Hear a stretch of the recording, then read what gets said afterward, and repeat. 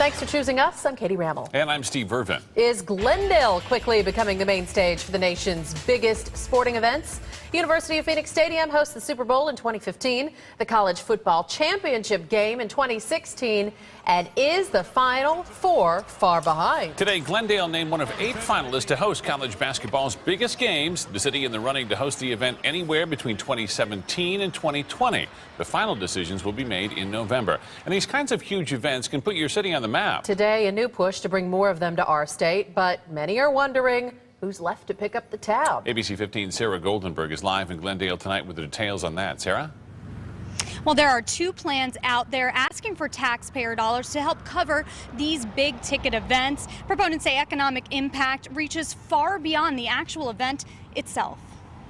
We're nearly 1 year away from Super Bowl fans descending on the valley, and some people are already planning for the next big event. The size of Arizona, it's difficult to be competitive for Super Bowl, and then the very next year for a Final Four, and then the very next year for another event. The Arizona Sports and Tourism Authority wants to set up a fund using state dollars to offer financial incentives to bring more big events to Arizona, from the Final Four to political national conventions. The goal to build up $10 million, and if the bid fails, they say the money would go back to the general fund. This pot of money allows us to be more competitive to those other states that are already establishing those funds, because if we don't have it, then we'll never be able to get it. At the same time, Glendale Mayor Jerry Weyers is supporting a bill that would reimburse host cities for millions in public safety costs brought on by big events.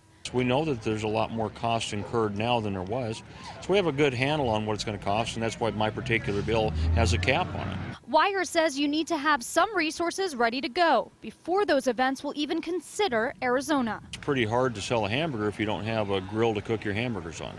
So there's a certain amount of things that you have to do in order to entice people, encourage people. Now, we spoke with the Goldwater Institute and some fiscally conservative groups. They are waiting to see copies of these plans before they make any comments, but we'll keep you updated, Katie and Steve, as these plans move forward. Yeah, I think a lot of people are going to have a problem with using tax dollars to attract these things. Thanks so much, Sarah.